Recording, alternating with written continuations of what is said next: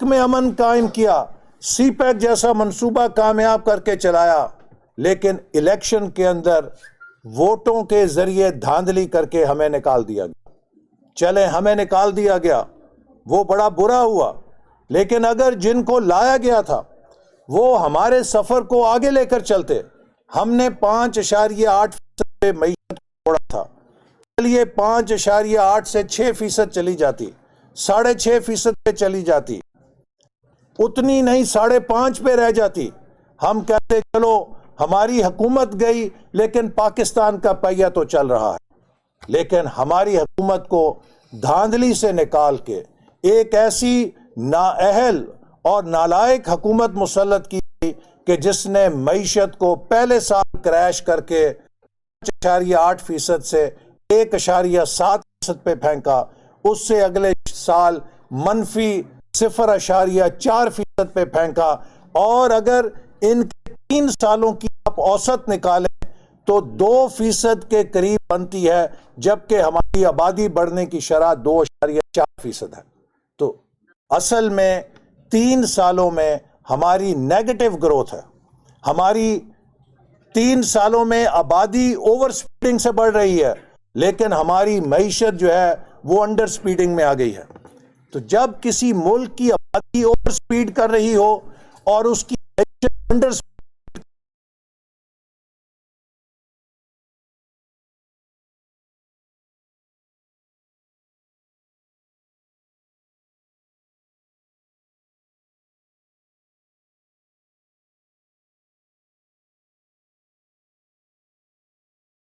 چاہیے، جب نوجوانوں کے لیے مستقبل کے دروازے بند کر دیے جاتے ہیں تو پھر اس معاشرے کے اندر زلزلہ آتا ہے۔ وہ زلزلہ ایک انقلاب کی صورت میں آتا ہے، اس میں بھوکے ننگے عوام جو ہیں وہ محلوں کو لوٹتے ہیں، وہ فیکٹریوں کو لوٹتے ہیں، تو ہم کو اس راستے پہ ڈالا جا رہا ہے۔ ہمارے سامنے 2 راستے ہیں۔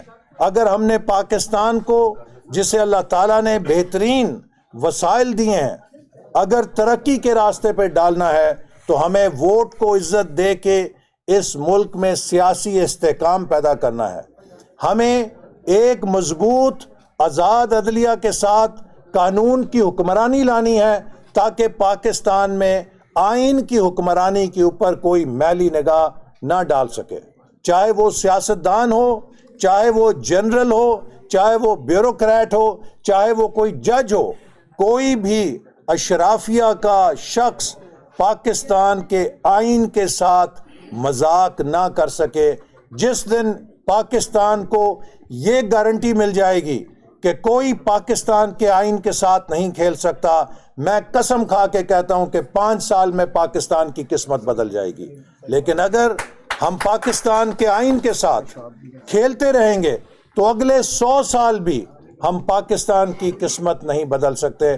تو اس لیے میں سمجھتا ہوں کہ اب وقت آ گیا ہے کہ ہم یہ بات سمجھیں کہ ملکوں کی اور قوموں کی سیکیورٹی کا دار و مدار ان کے ٹینکوں اور توپوں پر نہیں ہے۔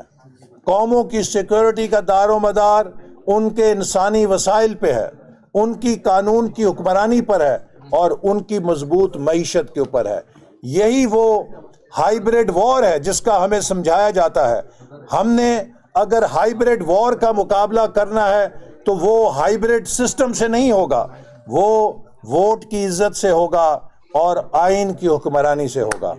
ہمیں اگر پاکستان سے غربت ختم کرنی ہے، بے روزگاری ختم کرنی ہے، اور اس ملک میں ہم نے ترقی کے دروازے کھولنے ہیں تو ایک مضبوط جمہوریت اور آئین پارلیمانی وفاقی نظام کو کامیابی سے چلانا ہوگا۔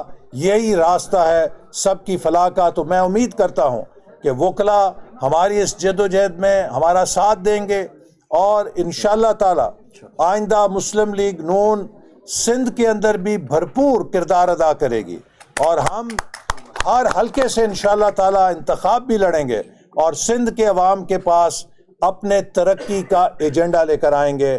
آخر میں یہ کہنا چاہتا ہوں کہ مجھے اس بات پہ بہت فخر ہے کہ جو نواز شریف صاحب کا ویژن ہے اس کی روشنی میں مسلم لیگ نون واحد جماعت ہے جس کے پاس وہ اکنامک ٹیم ہے جو پاکستان کو ٹرن اراؤنڈ کر سکتی ہے۔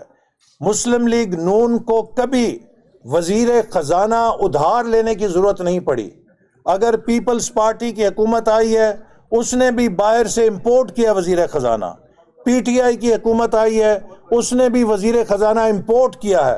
میں مسلم لیگ نون کے اندر آپ کو بڑے اعتماد کے ساتھ کہہ سکتا ہوں کہ کم از کم 4 وزیر خزانہ ہماری صفوں کے اندر موجود ہیں، تو ہمیں کہیں باہر سے کوئی بندہ مستعار لینے کی، ادھار لینے کی ضرورت نہیں ہے۔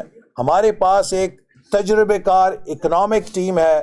پاکستان کو اصلاحات کی ضرورت ہے۔ پاکستان میں اگر ہم اصلاحات کے راستے پہ نہیں چلیں گے تو پھر دوسرا راستہ خونی انقلاب کا ہے اور تباہی کا راستہ ہے۔ اس لیے ہمیں سب کو مل کر، اب سمجھتا ہے ہم کہ ایک ہی راستہ بچا ہے کہ وہ جو جعلی نظام بنایا گیا تھا 2018 میں وہ فیل ہو گیا ہے۔